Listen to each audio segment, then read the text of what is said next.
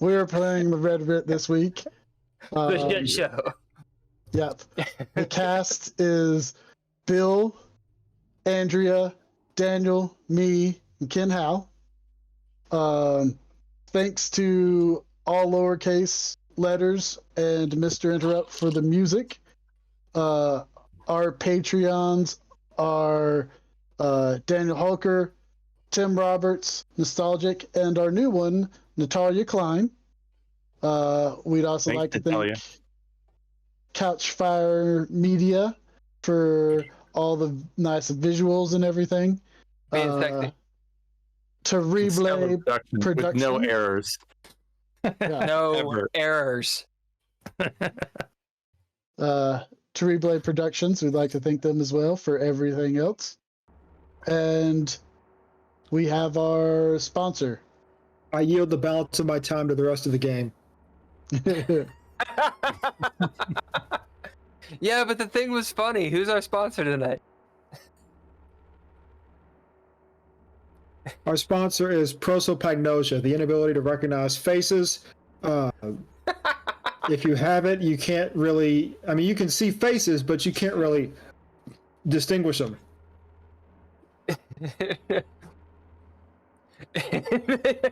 I mean, you got to do the show night after night after night, man. The new group. I do 1,000 people. And you don't know what any of them look like. We have a second sponsor tonight. It's Deja fucking Vu. Yeah. Indeed. I don't remember what I am and who I am. We've got a third sponsor, and that is thank you to whoever it was that told us the sound was wrong. Oh, Rodney. Rodney, ABC 123. Thank you, Rodney. Thank you, Because that would have been extraordinarily tragic if we went through the fucking game and no one fucking told us. Yeah. Just beautiful music, though, of us being like, jerking each other off for 2 hours. Fuck. Anyway, I need more bourbon. Okay, so we're playing DreadLore. DreadLore is a tabletop role-playing game. If you want to check it out, the digital version is free. It is pinned on the Twitch. If you want to check it out, you can go to dreadlore.com, and all of the links are there. Also, on our Twitch thing, there's the fucking... Dude, there's links on the Twitch. Go fucking find them. Go find them. You can get a nice, sexy hardback if you want. If you want to jump on our Patreon, to help all of us get better equipment and all the good, we would appreciate it. Super tons, etc. Very soon, we're going to have a coffee, Kofi, that you can tip in the event you want to do that. Yes, so let's introduce the cast real quick, and then I'll tell you a little bit about the game, get you up to speed, and then we'll fucking play. Oh God, we'll play. Hey, going first will be Ken. Tell a little bit about yourself, your character, and who the fuck your character is, what they're doing. That's a good question. I don't think my character really knows what they're doing, but there's supposed to be a journalist that is a drug addict, and I have the wrong headphones on, so I hear myself 2 seconds late. Yeah, Nord Zetterberg. My name is Ken, and I play a character called Nord Zetterberg. Nord is a drug addict. He's done a lot of drugs. He's really high. He thinks that there's this conspiracy or potentially monsters or demons that are trying to take over the world. And he knows the world is round, but Magica is real. Or fake. He wants to prove but it. it is real, though. It is real. We'll go with Hulker.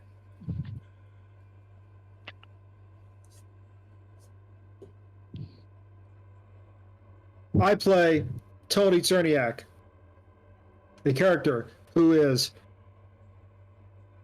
a former aspiring priest, now a border guard, but not for too much longer after what's been going down recently. What's he doing right now? shivering in the cold, and probably making sure his gun is still loaded.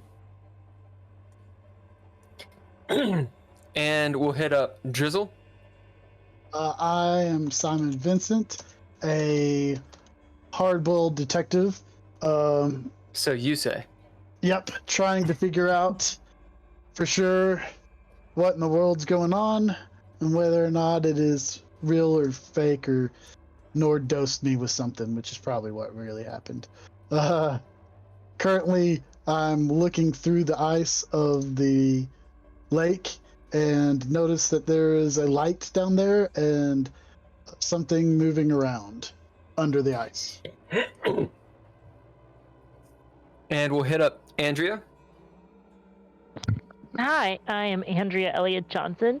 I also play Leah Mizrahi, who is a former IDF soldier and a Mossad agent. She is currently, I suppose she is cleaning up after herself after having blown the head off of Mr. DuPont in very spectacular fashion. All right. We also have an NPC, a non-player character with us who's been with us the whole time. Andrea, would you like to talk about her?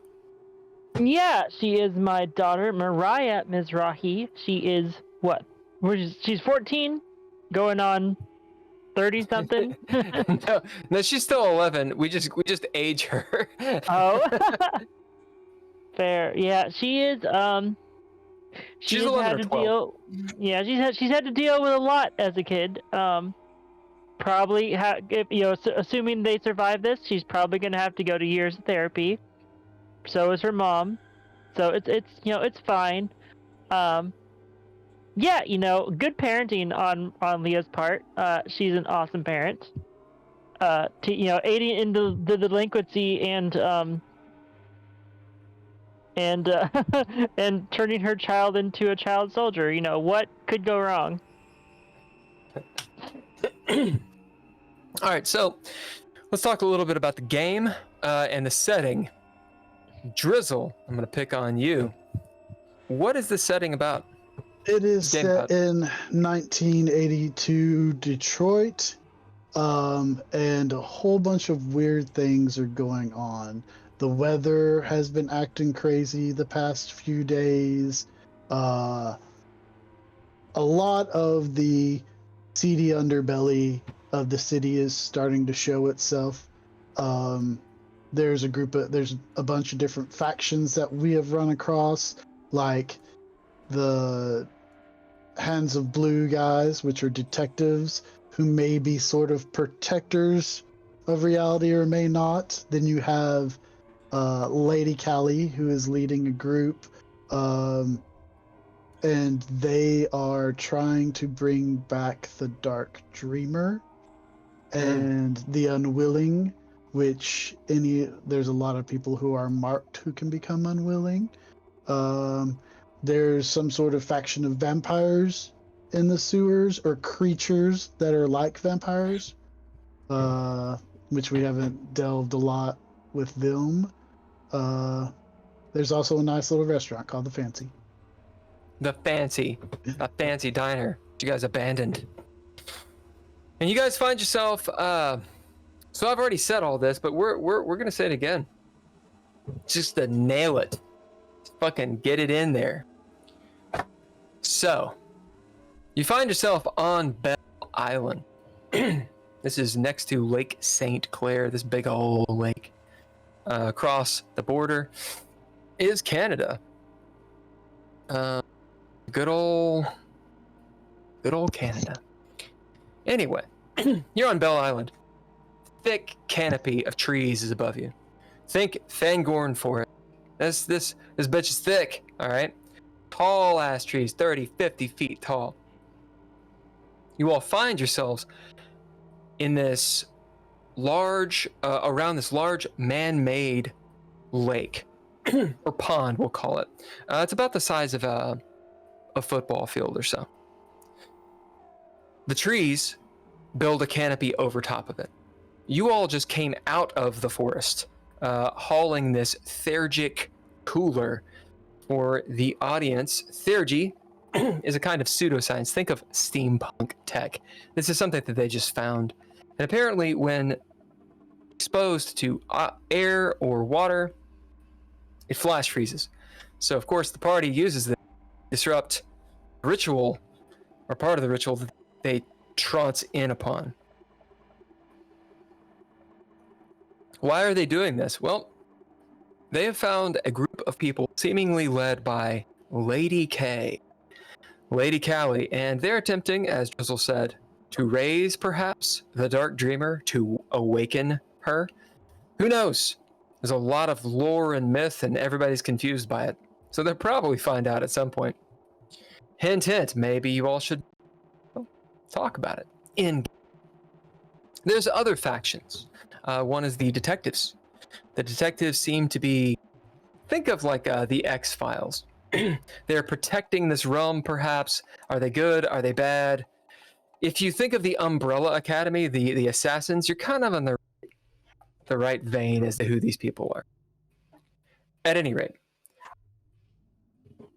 No, that's a dog coughing. That sounds like an old man. Regardless, that is where you are. That's where we're going to start. Leah, you have just shot a man who's been frozen from the neck down. You have shot him in the face. He is dead. As you realize, he is not who you thought he was. This is not Mr. Butte. He's not beautiful anymore.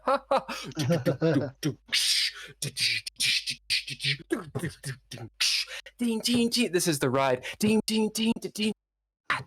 Somebody? Nothing? Really? You're gonna leave me hanging?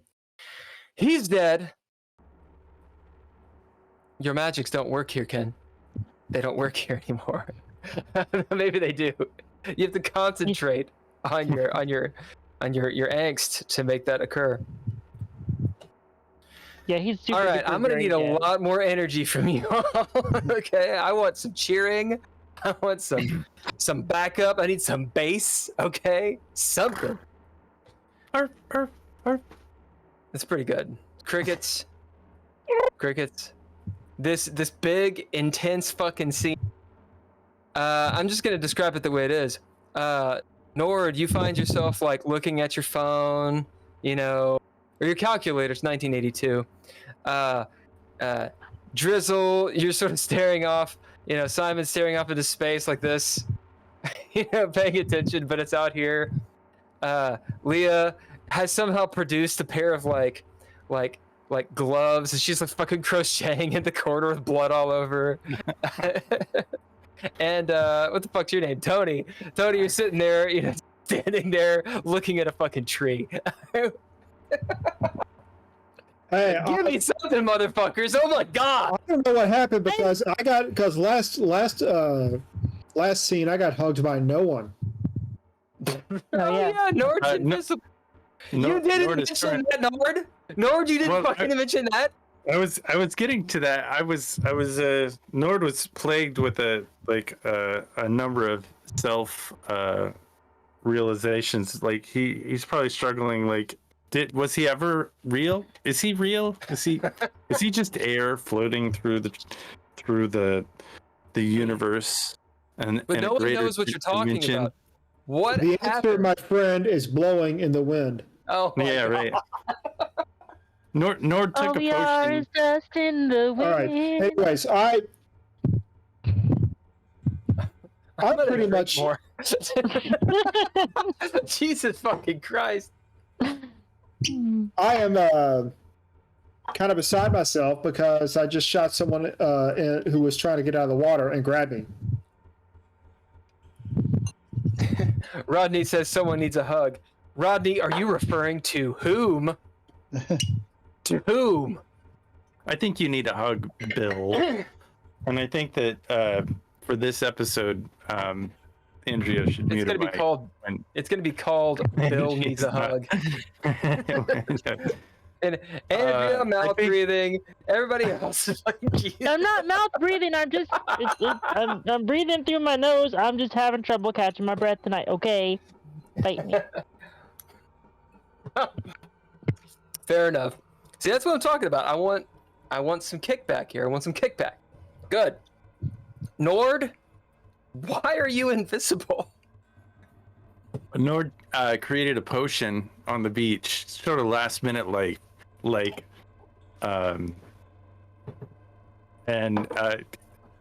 walked into the island through the woods and stuff like that. He thought that maybe he'd give it to Mariah, but then maybe that was a bad idea because you're not supposed to drug children. Not supposed to give children cocaine. So he like, I don't know, got fed up with taking the piss out of this creature vampire and said fuck all this and parkoured off the side of a cliff. He did actually Sailor Man dive and into a pitch black into the pitch black void of evergreen trees on the side of the mountain. Realizing the error of his ways after hitting a tree or two, he kind of stopped and took a moment and decided that the world was just really too much and he was just going to turn invisible. He'd probably be better off that way. Into the pitch black void of evergreen trees. I love it. It's a quote going in the book. Yeah, and so they had tamed a vampire named William Tibbets, who's really just a dick. And he has gone crazy, this character. They realized that Tibbets, he's feral, and Nord uses some reverse psychology and his Nord sense, which should become a trait, I think, or an ability perhaps. Right. Like Odin. What is it? Odin sense. What do they call it? Odin time. Oh God, the Odin time. It's in the first Thor movie.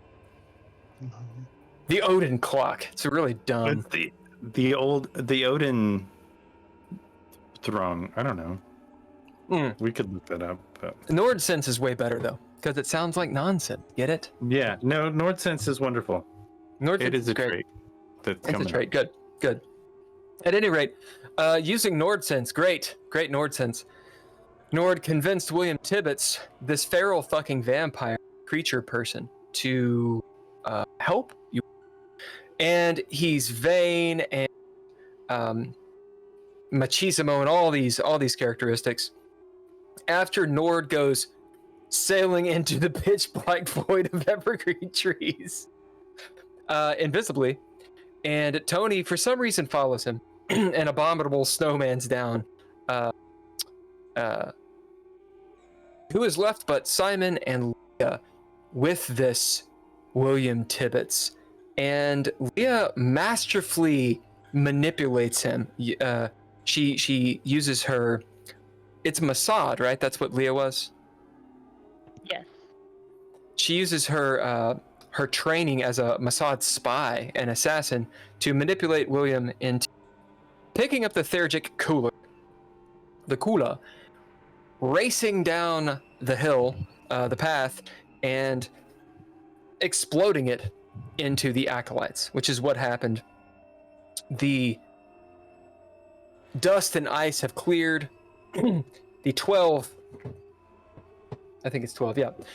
The 12 acolytes, all in robes. I'm sorry, their robes are furs. And think of True Detective, the first season, like deer pelts and antlers and shit. And they all have these cudgels and whatnot. They're all frozen. You've seen, as you walk up, a few of you, that maybe a few of them are alive. They could be saved, perhaps, but they're frozen solid in this ice. They're not going to be alive for long. Seeing this, Leah, seeing way across the way, where Lady Callie was, she's gone. Her right-hand person is stuck from the neck down in ice, calling out for help. She shoots this guy in the face. Mr. Butte, who's not beautiful again. The joke didn't land that time, did it? That's pretty good. Although apparently Leah, you guys didn't hear it because we were muted. Leah thought it was DuPont. Is that what was going on? I guess I'm kind of confused. So was it Mr. DuPont? I'm confused as to who It that was he was DuPont. now. It was Yeah. Yeah, I DuPont. thought it. Yeah, you've actually never met Mr. Butte. I think Nord met him once. You may have met him in Yeah, the the Blue bar. Note. yeah. Yeah. At any rate, you know, he's probably a bad guy. Probably. I mean, if he's right? here, he's a bad guy. Right. I mean, I mean, he that's just. All guys are bad. he's directly next to Lady Callie, who's not a guy. Yeah, that's where you are. The lake is frozen solid. Leah, you've moved all the way over to where Mr. DuPont's corpse is, encased in ice, still standing, arms raised. He's in this fucked up position. His right hand is up, pointing two fingers, like so, like a finger gun. And the other hand is down to the left. You can bid or throw down to know what it means. As we are in the montage, I will say, if you bid or throw down, we go into the dread. Which is fine, but I just wanted to make sure you know that. Next to you, you see this sort of grate and a burned into the ground sigil. I can speak English. Yeah. So there's that as well. This weird fucked up sigil that's burned into the ground. And that's where Lady Callie was standing. The rest of you, you're at various places around the pool. I believe Nord is digging Tony out of the snow, although Nord is completely invisible. I think Nord. Who's that digging me out of the snow? I ran to the where Lady Callie was at the end of the last. Oh, is it episode. Tony who's digging him out of the snow? Well, no, Nord, you definitely invisibly accosted Tony. Absolutely. But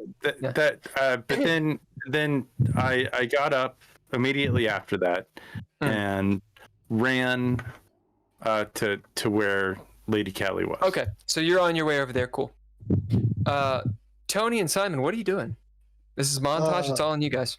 Because I was over at the side of the lake looking down, and that's when I saw the lights under and something moving down there, and I yelled to the group, there's something big moving under the water. There's a light down here. I wonder if there's another temper down there. We can access to that one. I took a shot at it. Whatever it was. And by the way, I still look like an extra from Wild Will's Buffalo Bill's Wild West show.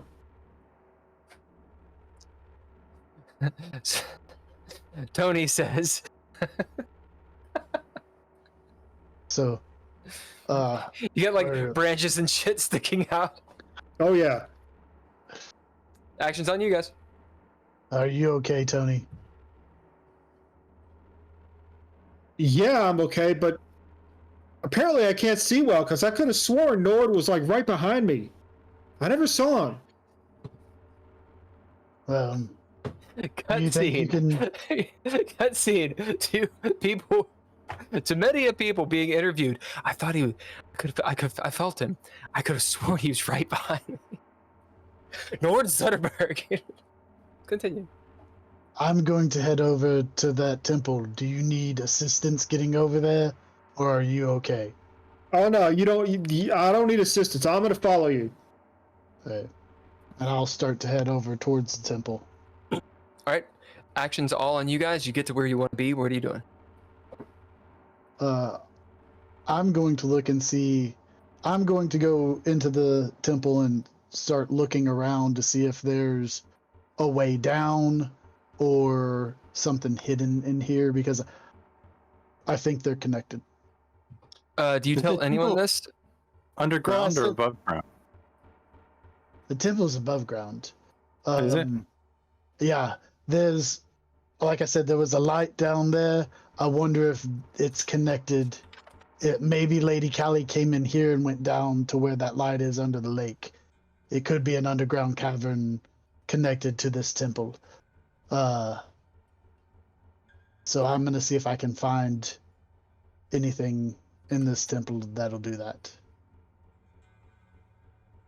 Could be like at the Butte's house, where it all went underground.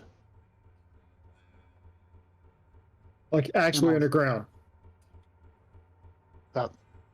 And I'll start looking. Actions on you all. I'm taking a look at this. I guess this rune. That was kind of left over where Lady Callie was, and investigating it. I don't think anybody's near me because I'm like a football field away. So do I need to bid to look at this thing and discover more about it? I think the last time I did bid something, and you said it was an Esperante, this runic symbol, that I didn't really know what it was. After I bid, So before you bid, Leah is right there. Oh, The rune She's- is in front she's of the stand- temple. Yeah, Isn't it? Leah, Simon, and you are all in the same space. oh, we are in the same space. Yeah, the only one is, so think of an Olympic-sized pool, okay? Except with rounded corners and wider. So maybe like an Olympic-sized pool that has 5 or 6 lanes. Everybody got that? That's basically what the pond looked like. You guys came in at the right, or at the, we'll call it the south side of it. The temple, this small structure, is at the north side of it. Okay, so the long sides where you have to walk down, and it looks like statues, 6 on each side, frozen statues of people who horrifically are kind of moving and screaming, and hear their dull screams in the ice as they're slowly freezing to death, by the way. As you walk by casually, that's the scene. Where are you guys? We'll describe that. This is montage, and then you can soft role play and do what you're doing. If you need to throw down, then we go into the. What do you guys think? Leah is over by Butte's body and sort of investigating him. She might, before I have to bid her throw down, she might start seeing if there's any like pockets or anything that she can look through that aren't completely frozen shut. He's frozen from the neck down.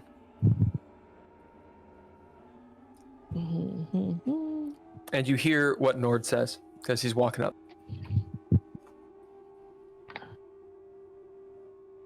Do I have any? Anyone? Bueller? Should we like try to interview some of these guys? Yeah. Are they still? I mean, are they talking? I don't know. Let's check to see if anyone is still alive. As you walk Interview or by, interrogate? as you walk by, it's pretty clear that at least some of them are.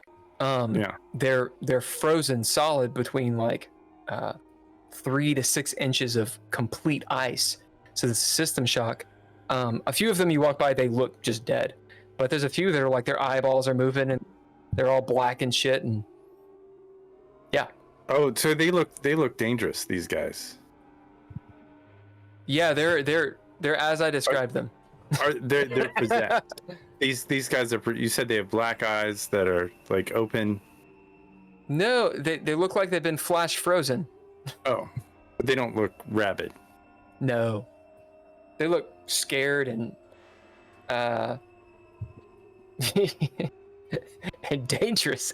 They're acolytes. They're wearing fucked up, pagan shit. When I say pagan, by the way, I mean people against goodness and normalcy. Anybody. You cut out on it. I didn't hear what all you said. Yeah, I didn't hear what you said. Really? I said people against goodness and normalcy when I say pagan. Oh, okay. That's funny. Good. Pagan. People against... Yeah. No one gets the reference. I like pagans. No, I think goodness and normalcy is overrated. Absolutely. I will yell out from the temple. Nord, Yeah, Will, you need to learn to know your audience. Nord, you probably won't get much out of them. What if Yeah, we I hold them wanna up to a find- fire? I want to find Lady Callie. I thought I was. I think this is a transportation sigil, or runic transportation thing. If I might step in the middle and see what happens. Maybe it'll take me somewhere else, into a vortex, perhaps. Maybe a wormhole to another realm. Mariah, who is standing nearby, looks up at you, Nord, and she goes, Nord, calm down. This isn't the Twilight Zone. You just hear from the temple. Oh, shit. Within the temple, so we call it a temple. It's pretty small. Dimensions wise, we're thinking like 50 feet across. It is rectangular, much longer than it is wide.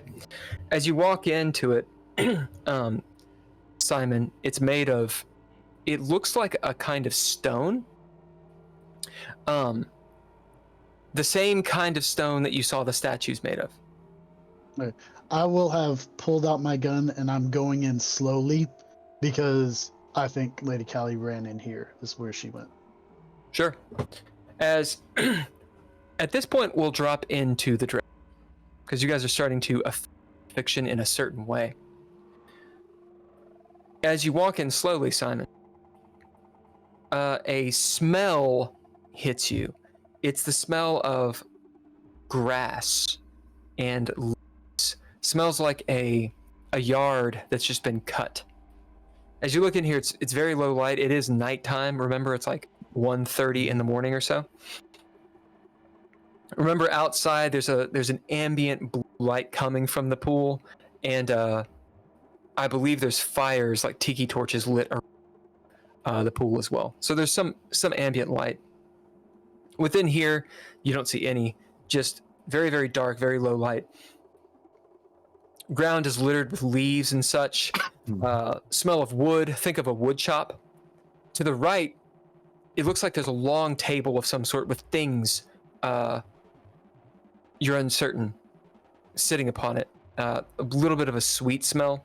To the back, it looks like two kinds of crates, large, perhaps treasure chest-like crates. And to the left, immediately, there is a door. The door is shut. It's the kind of door that a gardener would fashion. Maybe from the wood around, like literally it looks like sort of just slates you could probably even look through if you had light. There is a lock on the door. No windows in here. It's quite stuffy, although it's kind of warm or insulated from the weather. Is the lock like a padlock or is it a lock in the door? It's a padlock. Okay. I'm going to circle the room. I know that it's low light and I'm going to go slow so my eyes adjust, but I'm going to circle the room around the right and come back towards the door in that circle. As you move past, it's very, very dark. You find yourself bumping into the table. It looks like there's stuff, maybe plates or something on with mounds of something. It's completely dark in here. You can't tell what's on there. As you move around, you kind of bump into two large trunks, perhaps. Maybe kicking them. Maybe they're made of plastic. And then you get to the far wall and back to the door. Okay. I'm going to go back out and grab probably the closest tiki torch and bring it back in to do a better investigation. I was just checking to see if it doesn't look like Lady Callie is in the temple right now. There's a padlocked door, but I'm going to do a better investigation here in a minute. As Simon's moving back towards, he rests one of the tiki torches up and goes back into the temple. What are the rest of you doing?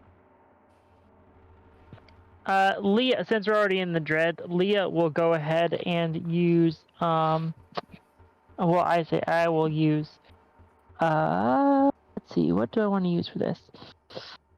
I will use adaptable to figure out what symbol Mr. Butte is making with his hands. Okay. Bidding adaptable, you don't need to throw down. You're sitting there thinking about it. You've seen this before. It is definitely a cult. It's very familiar. Specifically with adaptable, it seems like some sort of satanic symbol. In culture, you've seen it here and there. It's an ancient thing. You know that you've seen it in various books and whatnot. You're not really sure what the name of it is, but it's generally like the kind of like demonology, satanic type stuff, or various demons or gods as they've been called throughout history. He's enacting something that is literally part of a ritual. And it's usually associated with sacrificing. So for the chat and anyone who's listening, what the players bid definitely colors the information they get and what happens.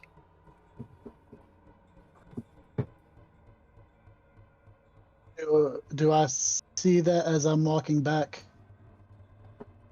Oh, yeah, the action is on all of you right now. That looks like the pose of that statue. Is it What, the statue we saw like back at the No, the one that's near the cemetery? The one that's been in the news. The Baphomet or something. And You'll get a narrative point for literally naming who it is. And I will go back into the As Leah, having bid adaptable, that's still being active. When Simon says, basically aiding you, says Baphomet, you realize, oh, you remember that in the news. You remember Nord and Simon actually in their conversation. Baphomet is known to for children's sacrifice and this kind of thing. Specifically a kind of goat-headed person that, yeah. So there you go. You guys have seen this several times with this group. That said, it's also associated with freedom. Don't need your input. I would like talking to my dog. to bid my dirgy dirk and start heating it up and stick it in, not through a person, but stick it close to a mouth hole and create a little mouth hole for like one of the cultists to breathe, so I can talk to him for a second. Okay.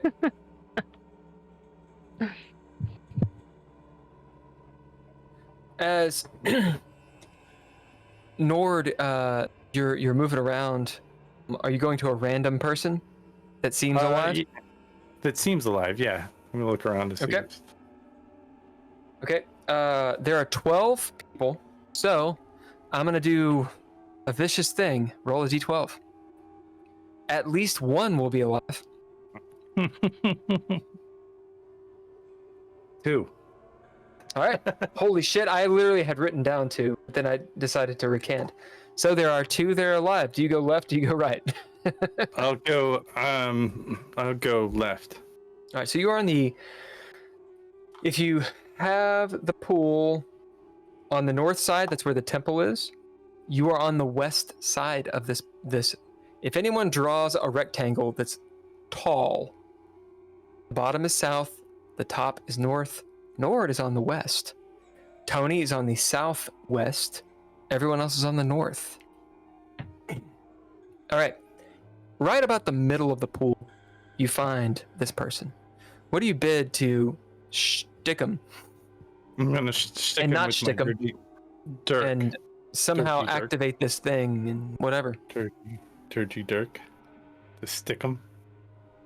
Now, I will note, when you have used this dirk and it has had a property on it, Nord hasn't really activated it. It's been sort of self-activated. You're not entirely certain how it works. True, I don't. Maybe it takes human flesh to start, but it seems like it gets hot when I stick it into something, so I'm gonna try sticking it into something. It's real hot when you stick it in. So that's what I do. Something. All right, what do you bid? I'm gonna pitch my the item itself. Oh, you bid the dirty dirk. Yeah. All right, so you bid the dirty dirk, stabbing it deep into the icicle person. I don't know if you've ever stuck a knife into ice. You know, it's not hard. easy. As you're like, ah, shit, I kind of thought that would have a different, huh? It doesn't just go right in. As you kind of chip away. Yeah, I'm just chipping away at the head. I don't want them to be you hear ambulatory. Yeah, you hear screaming and whimpering that's muffled from the inside. I'm trying not to hurt this person. I'm trying not to hurt this person. So you're telling me you're trying to put the bollocks dagger into the mouth hole? I think you might have hurt this. Poor. That's pretty good. I think.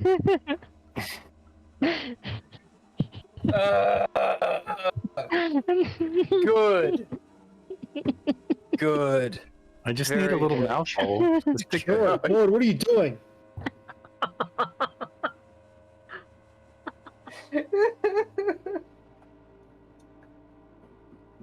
I don't want to kill this person. I feel responsible.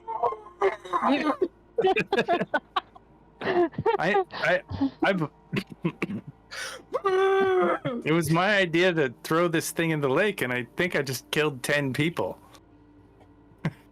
Yeah, well, join the club. What? Do you need any help? Yeah. Help. There's another one. The screaming continues. Nord, we're gonna have you throw down. Okay, good. The threshold here is, we're gonna say 2. Failure means they die of shock. Oh shit. Now, Hoker, are you saying this to the levitating knife that is hitting the ice? No, yeah, You know that's what? what- Experience. You know, Drizzle, you get a pip. Indeed. Tony, as you look up, you see a ball sack knife stabbing at someone's face as they scream claustrophobically into a sheet of ice as they are clearly asphyxiating and dying of hypothermia. Roll sanity. What'd you get, Nord? Everyone or just No, you're fucking crazy and invisible. You're fine. And high as balls. 3 successes. Okay, Jesus Christ, Tony. Why does this make sense? Apparently, this is nothing. What do you do, say, etc.? How does this make sense to your character? Help the other one. I'm yelling, help the other one. Because I hear Nord, and I put it together. I need more than that. I told them all that I was going to be invisible. He did. Well, you also spent an intimate moment All right. with him when he was invisible. Yeah, we. All right, so if I roll up, I'm like, hey guys, I'm gonna be invisible for a while. You're gonna be like, oh yeah, it's cool. I guess you have seen some shit. First of all, Nord, how Help did you the do other this? one. Help the other one. There's another one. Yeah, there's another one. They're dying in here. All right, fine. I take out my billy club, Okay. and I'm not as not going to be as accurate or surgical. You don't have to be with a belly club. No. You mute. And I swing away. All right. So, okay. Scene is Tony, you definitely get a trait for this. It needs to be something along the lines of you're not a doubting Thomas, you believer, just willing to go with it. I don't know what adjective we. Does the chat know? Rodney, do you have a good adjective? Something that you gain for being able to deal with what is happening. As you have 2 routes to go. You have 3 routes to get to the other person because they're on the other side of the pond. You can have I want to believe. Dude, I want to believe is a great trait. I also feel like True Believer would kind of particularly work with the fact that he used to be trying to be a priest. So one of the 2 Tony? would be good. It's up to you. Whichever one you want to take. I'm going to call this trait I give in. It's real. God. All right. So you have 3 routes you can go that I can think of. One is across the ice. That's the quickest. That's the most expeditious. You can go around the south side. You have around the north side. Now, you are equidistant. Around the north side takes you near the temple where Simon and Leah are. Around the south side takes you near or away from everyone and nearer to William Tibbets, who is frozen. You can go across. That is the quickest. It's obvious these people are dying and, time is of the essence. What do you do, Tony? 5 seconds. I take my 5. club and I beat one of the 3. You one gotta of the get there thralls. first. Huh? Oh, do you just beat any of them? Or do you Yeah. go into the one that's still alive? Do I hear them screaming? Yes. Then I go to the one And- that's still alive. All right, which route do you take? North side, south side, or straight across? South side. All right, so near William Tibbets and away from all of. Yeah. All right. And not the quickest route. Okay. Nope. Sounds good. We'll deal with that in a second. Nord, how many successes did you get? I got 2. Okay, that's Limbo. So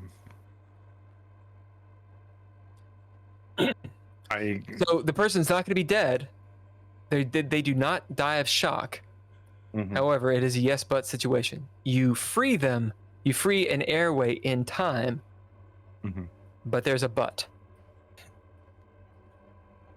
You have 5 seconds. 5, 4. But it's 3. been an Anything area else? point, and Okay. and they're just they are possessed. Yeah, sure. Okay. As you stab in to this ice person sickle, as you actually do nick some of their flesh, you realize, Nord, being right up close and personal, they got the black eyes. As perhaps you thought, oh, they are possessed. As you see the runes alight and start melting the ice, as the ice around their head cracks, you do note I'd like to spend. you have weakened the structure around them. Yeah. But for a moment, they are still encased. As they go, I would like to spend cunning and just shove the dirk through their mouth hole. you don't need to spend cunning. It's still your turn. Oh, I would like to shove the thing. If they're a monster, I'm just gonna push it through the. Yeah, they're a monster. You spend a narrative point to make them a monster. Yeah. I'm gonna murder. All right, I like this. You're like, can they be a monster so that I can murder them? Yes. All right. I see no reason why you can't do this. However, it's way funnier if you roll really low. So roll damage. Okay. And my. So you need 4 damage to kill them. Okay. It is a called shot. Because. So you get a chaos die. Yeah. And that'll add damage. I rolled a 4. Oh, well. And then I rolled a 5. Yeah, so that's an extra damage. And your Dirty Dirk, I think, gets a +2. So you got 7. And it's a called shot on the head. I think that's a +2 damage. If someone wants to look it up in the book, it's fine. It doesn't matter. They're very, very, very dead. Nord, tell us what happens. Well, I'm sure that the as you stab the occultist in the face, starts to heat up, and they're making all their noises, and they are, and it heats up as he pushes it in like butter, and he just leaves it in and keeps pushing and pushing and pushing. Sounds like popcorn. Pierces the other side, and like black ichor runs out the back of the other side. Jesus Christ! As their head fucking explodes.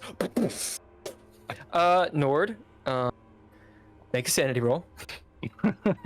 This isn't The Walking Dead, motherfucker. Walking Dead season 3. No, this is like Walking Dead season 1. Consequences. 2 successes. All right. How does Nord describe to us how this doesn't send him into a panic? He just killed 10 other people. Like, I want a description, not an explanation.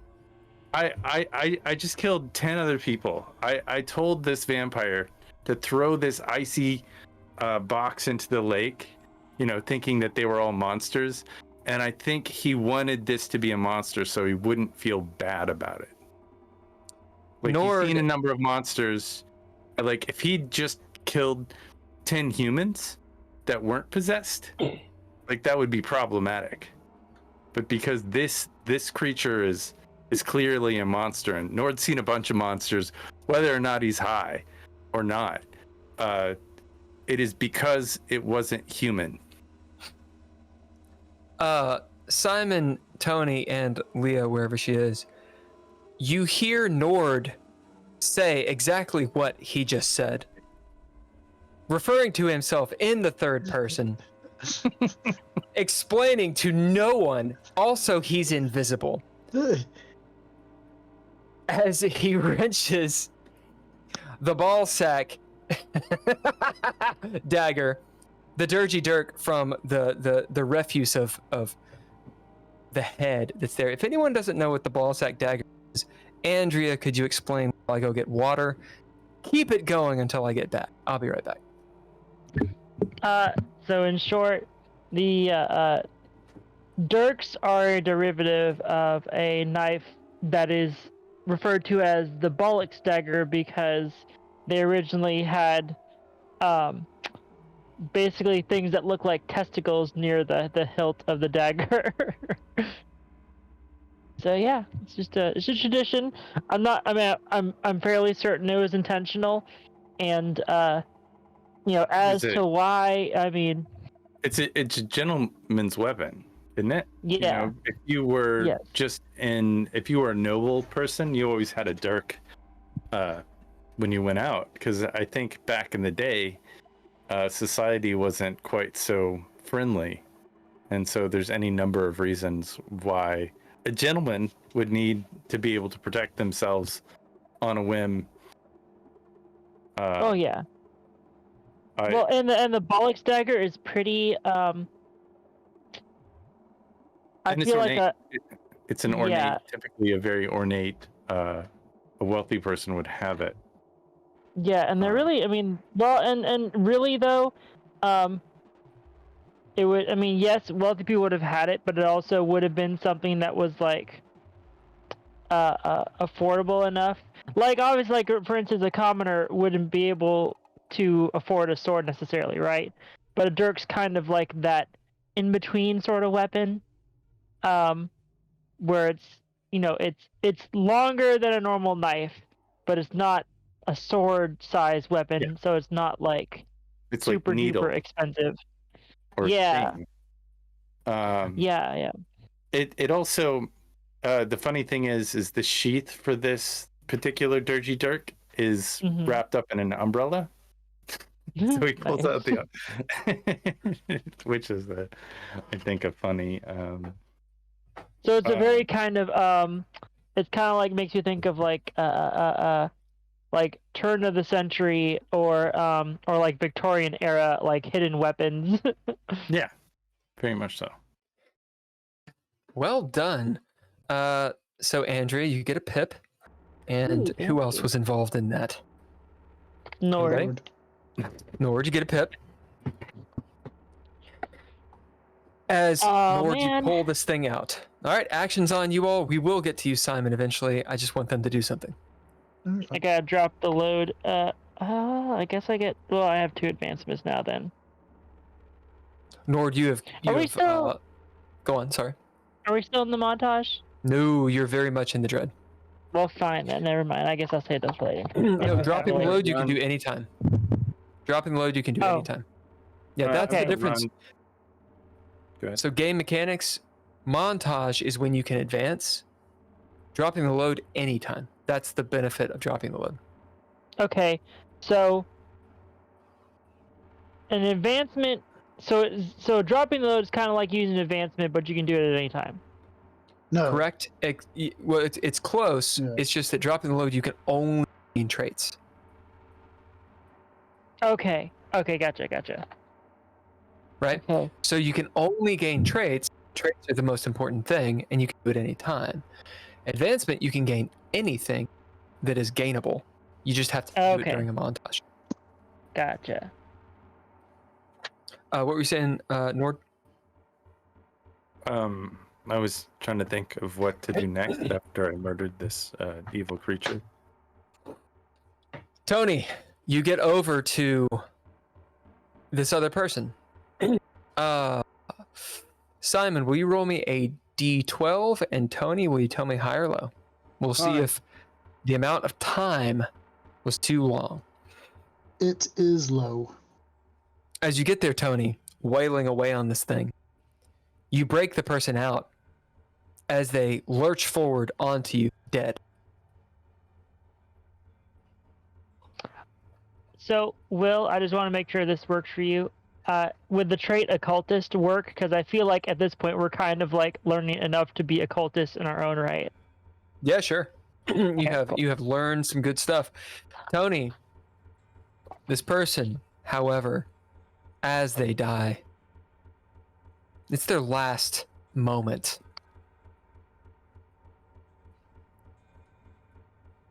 Let's find out what kind of person they are. Let's do a fate roll. Who wants to be fortune? Who wants to be false fortune? I'll be fortune. Who's false? I guess I'll be false. All right, I'm going to ask some questions of Andrew. Is this person learned? Ooh, that's hard. Yeah, I'd say so. All right.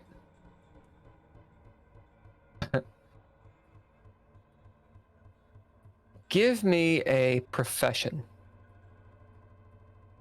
I'm gonna say dentist. Oh, shit. Nice. All right. Roll the fate. Oh, I have to tell you the stakes. So, fate roll. Wait, who's fortune? I'm fortune. Okay. So, fortune. Tony, you will find out information from this person. And not only that, but they will be a person that is repenting. Or willing to repent, I should say.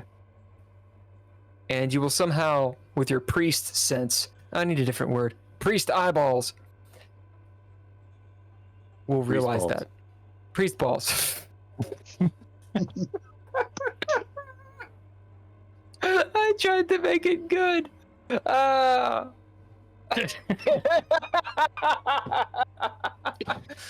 bid my priest balls. Well, they're blue, you know. So Oh my god, that's a good. All right, fine, you get a pip. Tony, you can take a trait, priest balls, or you can take a flaw, blue balls, if you want. Whatever you want to do with that, you can do with that. Anyway, Jesus. So, fortune, with your intuition, realize that they would repent. False fortune, they are possessed, and right before they die, likely try to either curse you or kill you. Roll. roll the beats. Oh, nice. Nice. This is the best roll I've had all night. 62. 8. All right. Tony, you see this 50-some-odd-year-old dentist. You can tell they're a dentist because they just got off work and they're wearing their dentist shit. She has her name tag on. By the way, I get all of my shit from npcgenerator.com, which is the bomb. Brangian Drake is her name. It's pretty much an NPC generator for Dungeons and Dragons. She's got cropped, straight, dyed pink hair and gray eyes that are dying right now. She's got rough red skin, probably an outdoors person. She's likely Canadian. She's fat, which is fine because she wears it well. She has a typical face, 2 piercings on her right cheek. This chick is into some shit. Especially for the 80s. In the early 80s. Wow. It's wild. Wow, D&D. She... It's unfortunate she's about to die. It's unfortunate she's about to die because she sees insults as an art. And she's like... I can't say that on Twitch. She's a sardonic game show host. That's right. That's right. It's my type. She looks up at you, Tony. Her eyes flutter. Her gray eyes flutter. She says, "You look like a bitch." She's very good at keeping secrets, apparently. Not today. She will always prioritize the needs of other people, even to her detriment. That makes her very loyal. So the threshold will be high on this if you want to extract the information. As she looks up at you, you can tell she's just wounded. She's also dying. In her last moments, she maybe realizes, Tony, all this acolyte business wasn't worth it. But, you know, she says, You look like a bitch. coughing blood.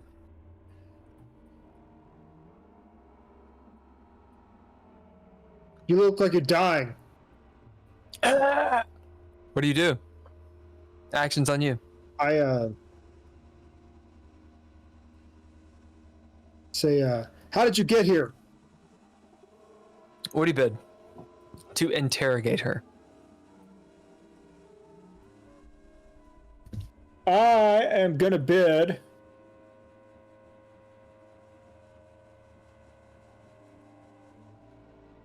I'm gonna bid the gossip at heart.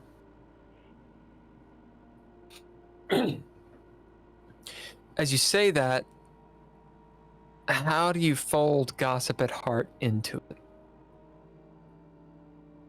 I say,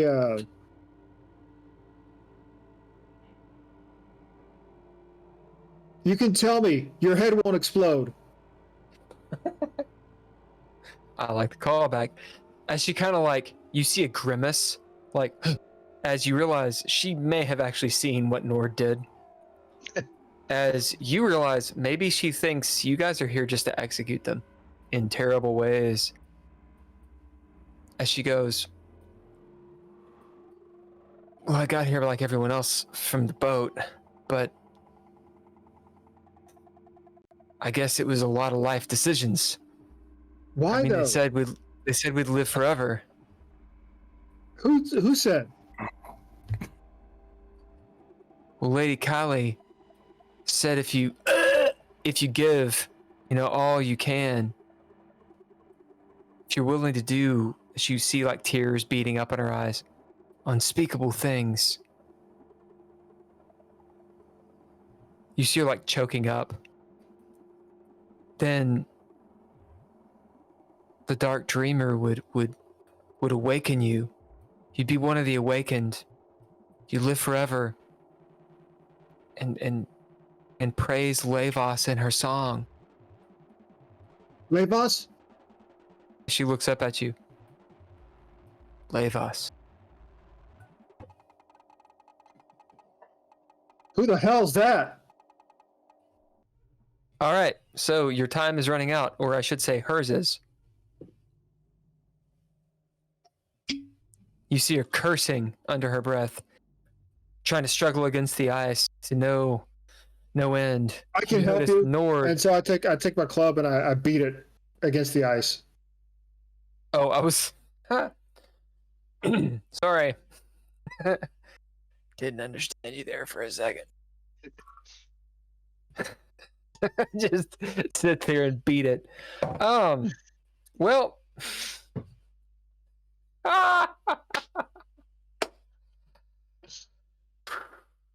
Take a moment.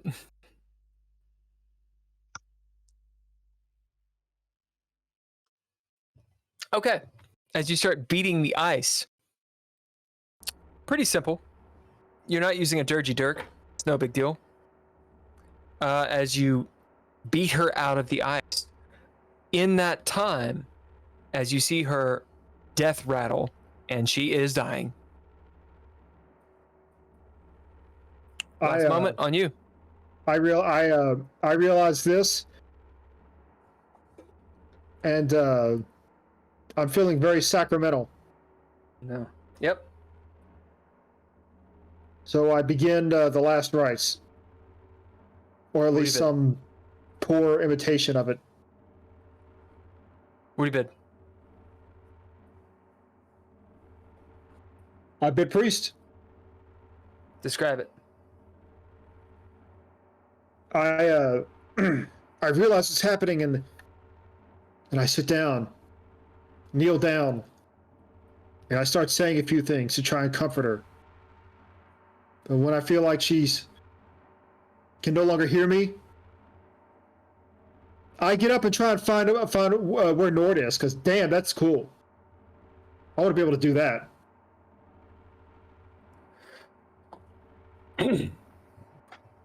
As you do this,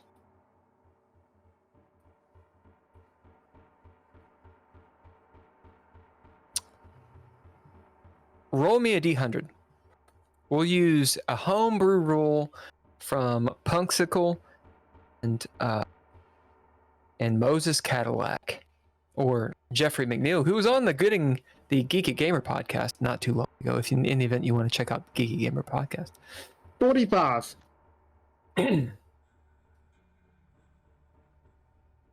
Nord, you hear this, and what happens exactly? It happens exactly as Tony described it. Tony, she dies. There's a look of peace on her face. Although death is not a pretty thing. As you find yourself getting up and not running, but moving away from this corpse, knowing full what that is. Bringing down the mood. Leah, you're over near the sigil. What's up?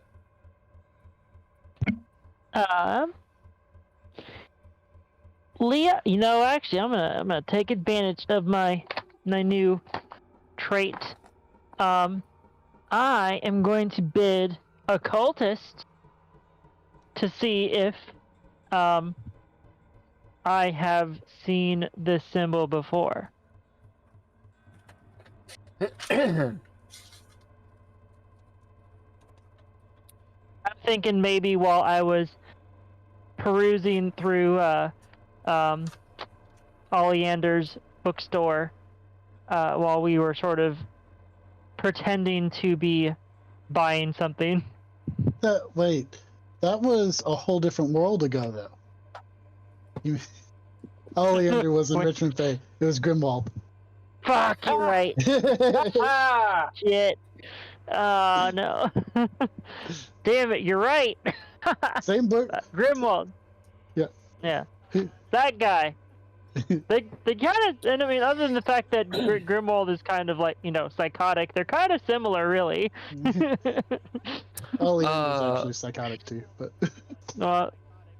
Drizzle will give you a pip for that. Oh, by the way, Andrea, the chat gave you a narrative point last game that we pre-recorded. Gotcha. Yep, so you do have that. Should I add that to, since it was into space, should I add that to my into space sheet? It is up to you. I'll add it to my into space sheet, just because I don't use narrative points that much anyway. Escape. Escape is what it says. It means escape. Esperanto. Vi parolas Esperanton? Nai. Mi parolas Esperanton malbone. Plui malbone. Me too. How do you say me too?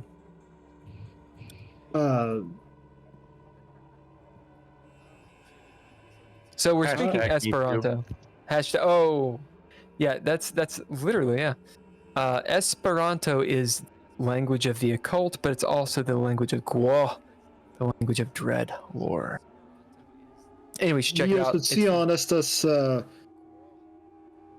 Estas malbone. Mi ne havas. Yeah, I don't know. Nie znаю, scias. Ni scias. Anyway, whatever. Sorry. Right. You see escape. You know that it is the word for escape.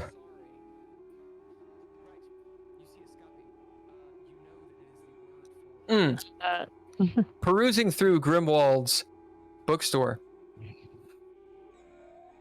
Perhaps you saw some notes of his in the book that Nord was looking through. Calculations and such, and that word written in Roman letters. You're now seeing the actual symbol of it written in cuneiform, but you recognize it. There's usually some sort of component that goes along with it. It's not just saying it. You have to activate there's a cost. As you mull this over, Simon, you enter, quote unquote, the temple with your tiki torch. And I will bid Cop to investigate the area. Okay. Wide doorway to the left, the makeshift door with the lock.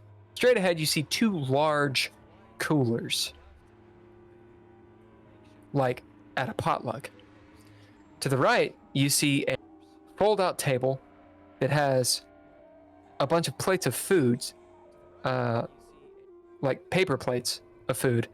There's some like aluminum tins and such. There's like a casserole, and it looks like it's been raided. There's still food on it, but it looks like they had a potluck in here. Okay. The coolers ahead, they don't look like the cooler we tossed into the water, do they? No, they look like normal coolers. Just normal coolers. Yeah, like tailgating coolers. Okay. I will go up to one of the coolers, the cooler on the right, and stand back and use the other end of the tiki torch to kind of lift it up a little. Mm-hmm. What is your favorite shitty beer, Drizzle? Favorite or not? Rolling Rock. Yeah, Jesus Christ. Oh my God. Oh my God. I love Rolling Rock. Oh, we need it. Jesus. I need to give you like, Lord, fucking experience for that shit. Yeah, you see Rolling Rock. Not a in there. Killian's, not a Red Stripe, not a Corona. God, just the basic bitch fucking beers. Like, get What you some real said? beer, man. You said favorite shitty beer. It's a shitty beer. Hey, it's Rolling not Rock. an MGD. It's not a Mick Ultra. Truth. It's not a Miller High Life, the champagne of beers. Do what now? Oh my God. Oh, Rodney says it's PBR, so it's just PBR. PBR. That's what it is. Survey says. Survey, yeah. Indeed, Rodney, you see, you open up the cooler and you see a bunch of tall boys. Hey,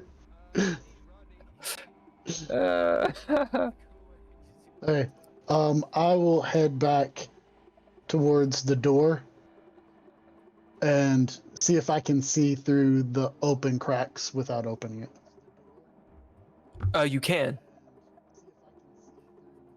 Looking through, you notice, it looks like a shed, like a tool shed.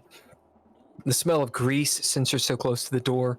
You see equipment for cutting back the foliage, clippers, a weed eater, the smell of gas, that kind of stuff.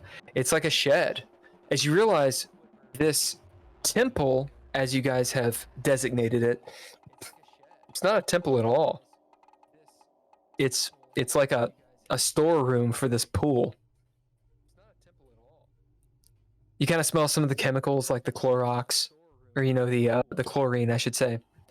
That said, having bid cop, you're about to turn away. Maybe there's the feeling, I don't know how to describe that, perhaps you can, of what the fuck are we doing here?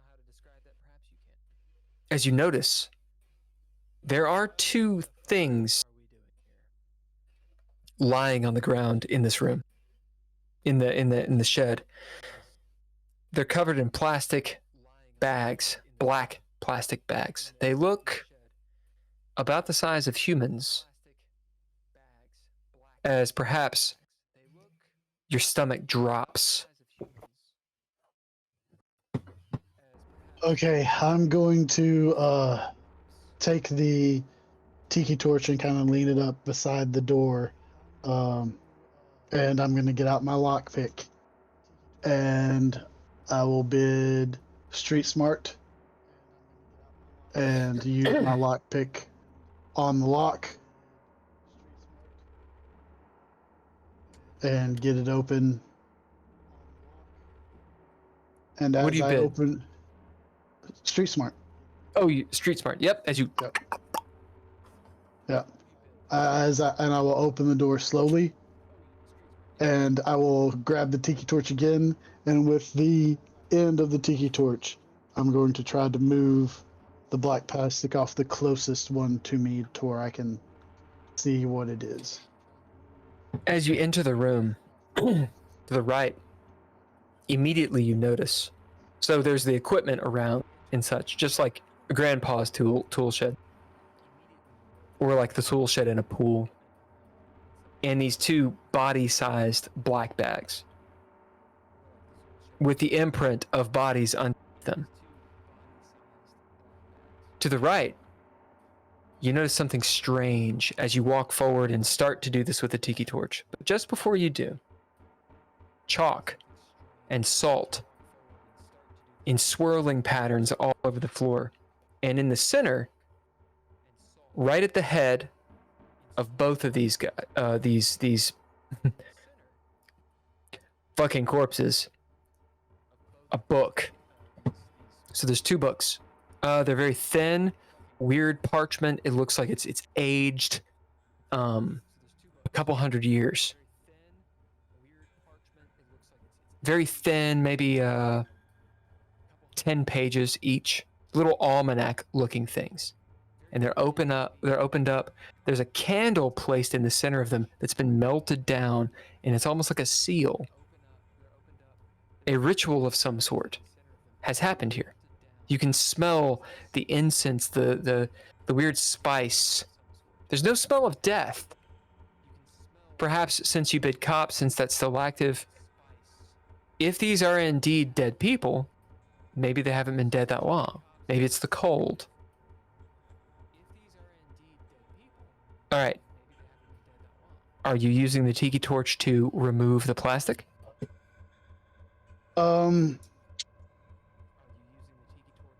I know that I'm going to step back for a second and be like, Leah, they've done some sort of ritual in here.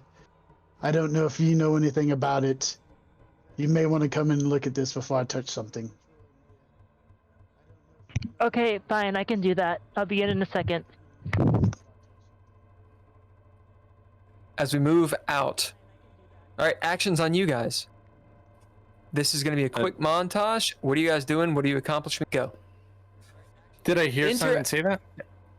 Oh yeah, you guys hear it all. It's All right. It's dead quiet out here. It's think of like, you know, when you have the snow, you're It's in an eerily enclosed quiet. space. Huh? It's eerily quiet. Yeah. Your voices kind of travel. Yeah. I think they escaped. I'm just gonna say out loud. I think they ran away. It certainly left a bunch of people behind.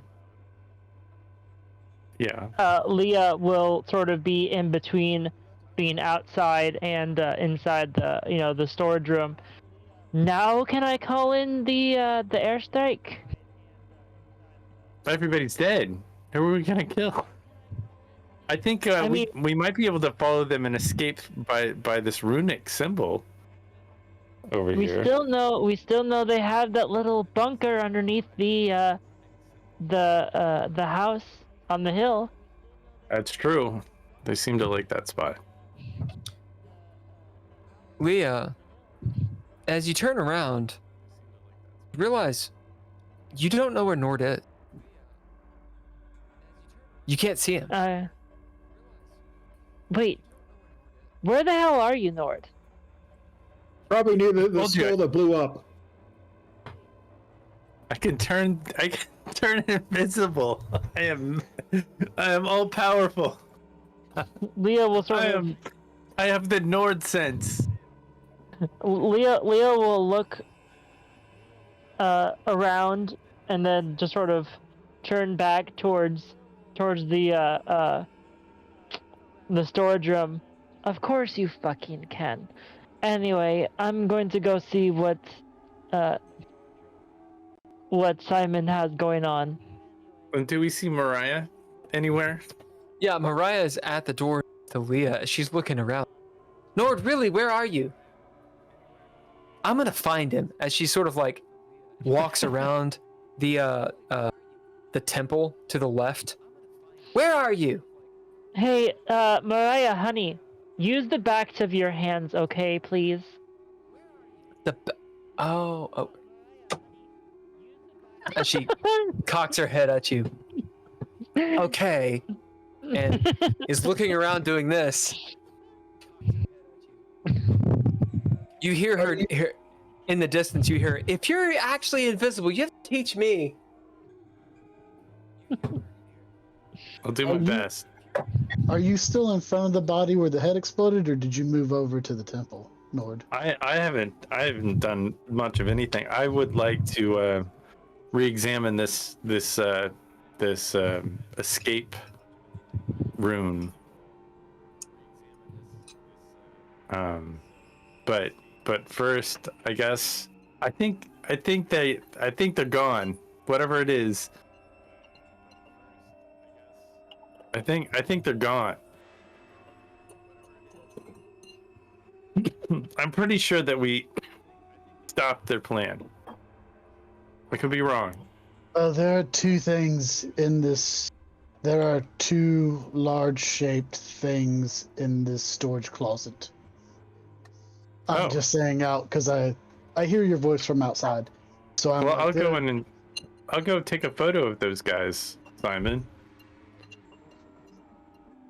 Callie doesn't seem like the type not to have some kind of backup plan or some sort of... Are you gonna make their skulls explode afterwards too? Yeah. Well, I'm just saying there are some candles in books in front of them. I have not removed the tops. Maybe grab that book. Hey, Tony. What are your flaws?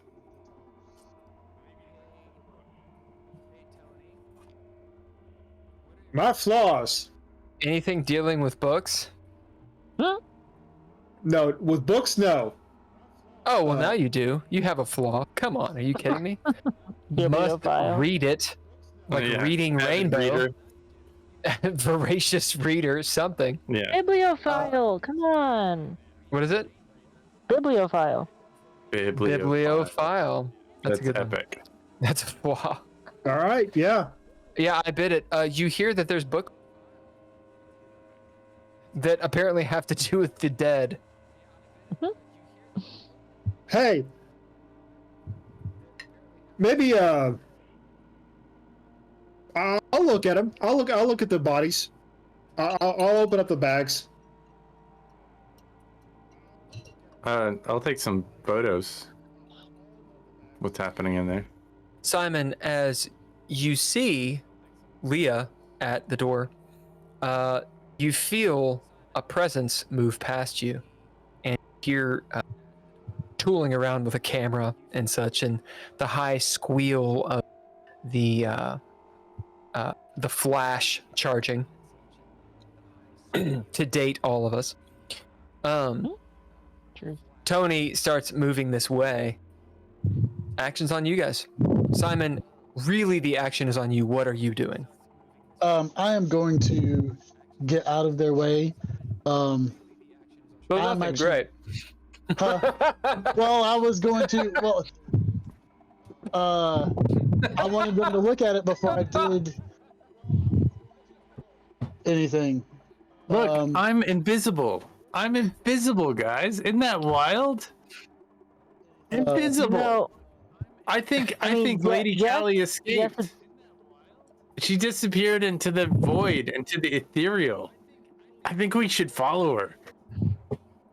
I mean, yes, it's wild, but also we've seen monsters and stuff. So like, this is the least threatening wild I've seen all week. So good for you, Nord. Good for you. If you can't see it, it can't hurt you. Or it can hurt you if you can't see it. Simon, you back out of the room. You hear them talking and such. You hear Nord talking from in the room, and he's not there. I was going to get Leah or Maria and walk her out of there because it doesn't matter. It doesn't really. I was purposely trying not to say that there are bodies in these rooms, but everybody else is like, "Oh, I'll look at the bodies," and so I was gonna walk Mariah out, but it doesn't matter because there's 10 bodies outside, so it doesn't really matter. I mean, as I love this, Simon, make a sanity roll. Bodies everywhere. Bodies everywhere. As Simon, you walk out of the storage room / temple. Nord's voice is, it's like he's in the room. And there's a point where it's just starting to disturb. Like, wait a minute. He cannot be invisible. Leah is perfectly fine with it. It's like you're a crazy person walking out of this room. As you search for Mariah, trying to shield her from some of the craziness, the dead bodies, as you look around, you kind of see her in the trees, holding her hands out, but backwards like her mom told her to do, waving them around like she's trying to find some invisible person. You know, she's in the forest out there. As you look and you see dead bodies everywhere, frozen grotesquely in their last actions. A couple of them have been beaten to death. One of them has had their head exploded. One has been shot in the face. As you look down and notice your own clothes and such, and see forest for the trees, and see you actually have blood on you that's dried on your leather jacket. There's some burn marks from the arson that you guys have caused. As you look down at your hands and see, you know, you haven't had a shower in a while, haven't slept in a while. Nothing fucking makes sense. As Tony rushes past you, murmuring about books. What'd you get?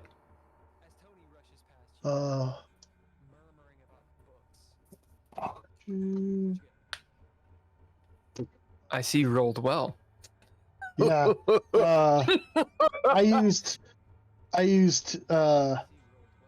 two proficiencies and 2 traits on my ninja gears and still only got 2 successes. DJ No Fly says, "Don't slouch." Everybody sit up straight. DreadLore says, "Hydrate."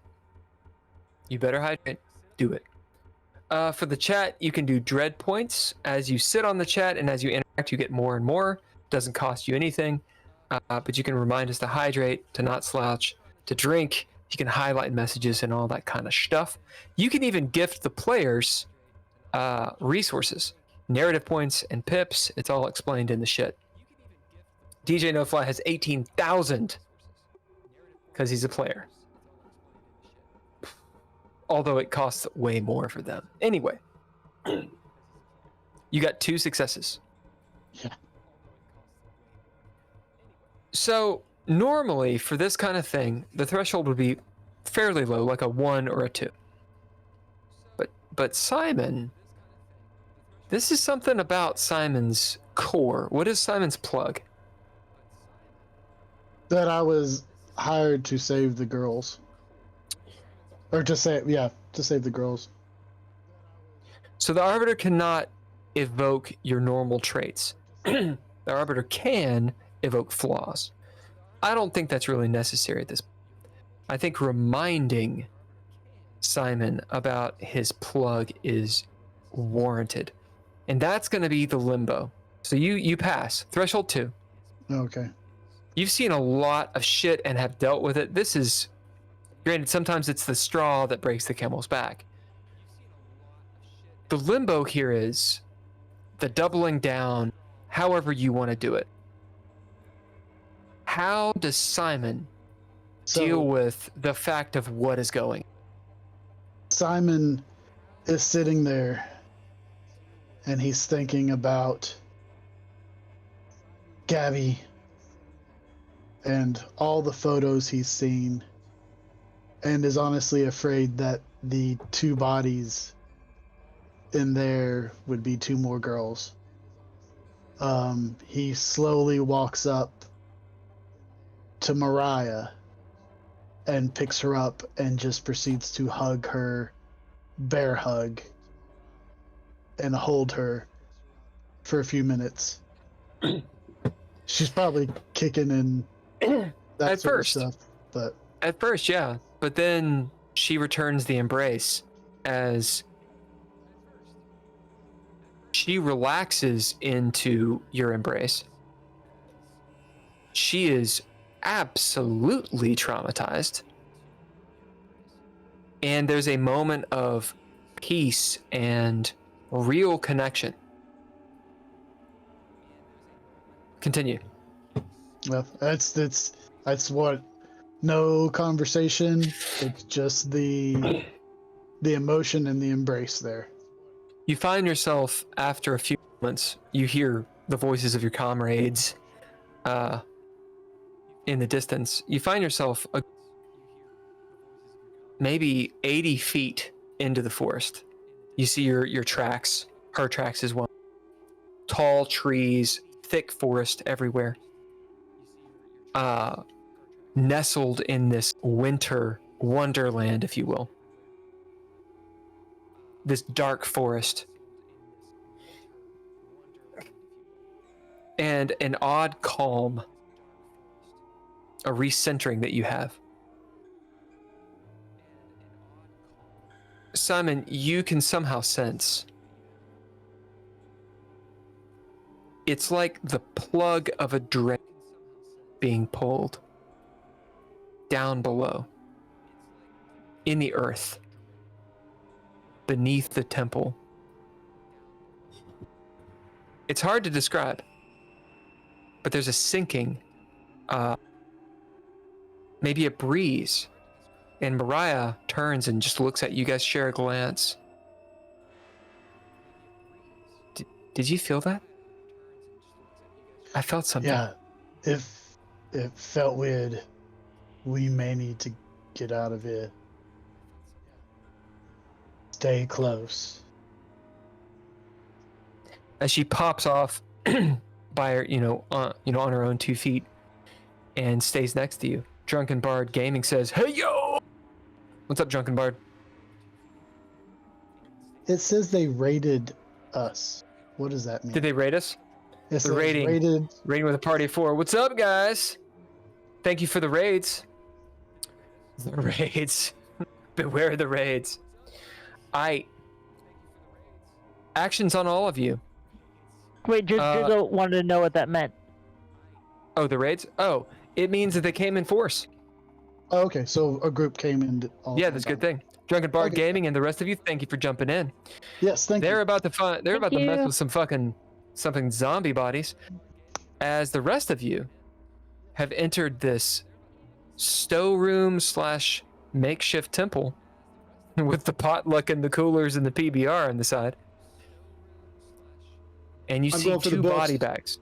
2 body bags with weird circles and salt runes written all around them. 2 books at each of the heads as Tony barrels past you, Nord, and Leah, and goes for one of the books. Tony, god damn it. What are you doing? Lord, you're muted. I was gonna say, can I spend a narrative point to say that Tony didn't see me and maybe he trips over me? Tony definitely doesn't see you because you're invisible. I know. I'm just. That's why I wanted to say that. Yeah. As Tony slams, you slam directly into. It seems like a body, Nord, as you get slammed into. Simon, will you roll me a D4? We'll see how much fucking damage Nord takes. As Tony rams, you take 2 damage. As Tony, Damn. unadulterated, slams into your back. You're not prepared for it. He's got his baton out. He gets you right in the floating rib. Oh, ow. Whoa. What are you doing there? Itayo. I'm just standing here. Look where you're going. Look where I'm going. I'm going that way. Yeah, well, don't walk on top of me. Jeez. I'm trying to take a photo of this body. Well, you didn't tell me where you're standing. Well, I shouldn't have to. Can't you see me? I'm invisible. No, I can't. Anyways, oh, look at that. That looks nice. I'll pick it up. What is it? Leah will actually, when you try and do that, if I need to bid, I can, but Leah will reach out and grab your arm. Definitely need a bid. Okay. For this one, combat certified. Describe it. You'll see Leah, like, she almost won't even, like, register on her person as a deliberate action. She'll just, like, reflexively, as soon as he goes for a book, she'll reflexively reach out and just grab his arm full force. Tony, you have been grabbed and stopped. Do you resist in some way? Yes. All right. What do you? All right. Throw down. Both of you. So you've got Braun and you've got Grace. Braun is to obviously resist through strength. Grace is to be all nimbly pimbly, as Fancher used to say. So am I, when I'm doing them, can I use Braun or Grace, or? Yep. Okay. It's up to you. Remember, it's just like any other throwdown. You got your action, you got your aspect dice, you got your abilities, your proficiencies, etc., etc., etc. All this fuss over some stupid books. You hear Nord shout from nowhere. A feeling like something, the air has changed. It's slight. A slight breeze, perhaps, fills the room. Continue. What'd you guys get? I got 1 success. I got 2 successes. As Leah wrenches your arm up behind your back and gets you in this weird hold, perhaps one you've seen, perhaps one you've even done against people on the border between, those surly Canadians, as she gets you in a little arm bar. What are you doing? I swear to Yahweh, if I need to burn all these books to keep your hands off them, I will. All right, we get a pip, and let's roll a d100. If you get a 100 or a 1, Yahweh hears. Oh no! That is a homebrew from Jeff McNeil, Tim Roberts, and Punk Sickle. Many, many moons ago. That'd be an 18, so no. All right, yeah. God, as usual, does not pay any attention.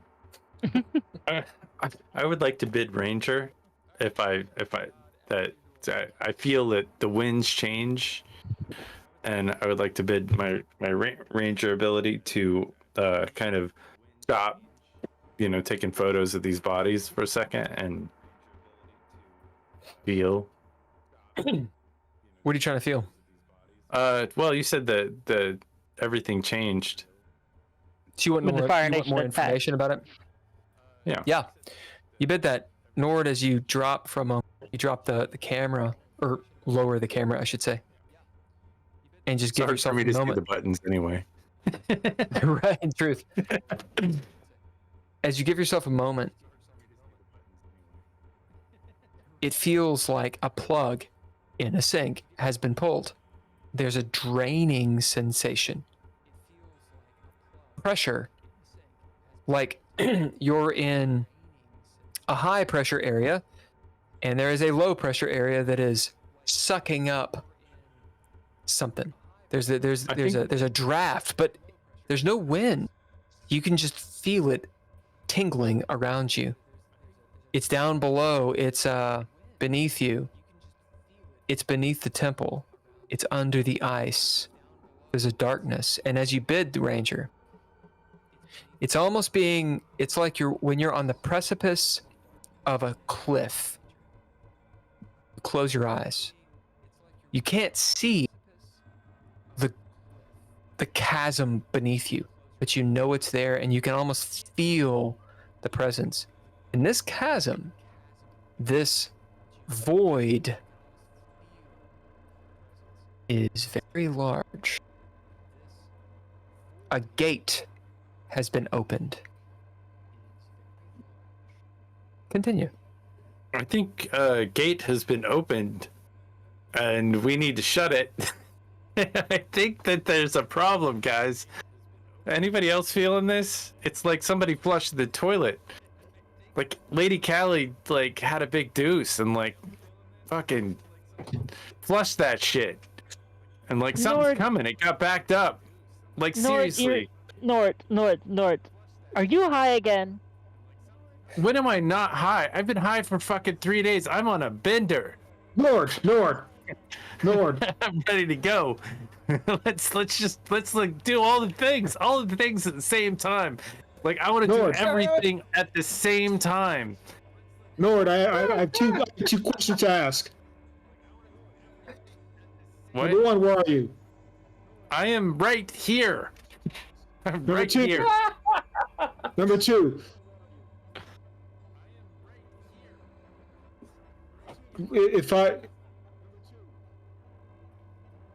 Since you're invisible, right? Like, if you take a deuce, is that going to be visible? I don't know. I have a feeling it's going to be blue. I don't know why. I'm going to shit Drano or whatever that blue shit is that cleans your toilet. Simon, you make it back to the pool where the statues of dead people are. You can see it. Go on. Oh, you can hear them. I'm going to look towards the ice, and see if the light down there has gotten bigger, or if I can see more of movement down there.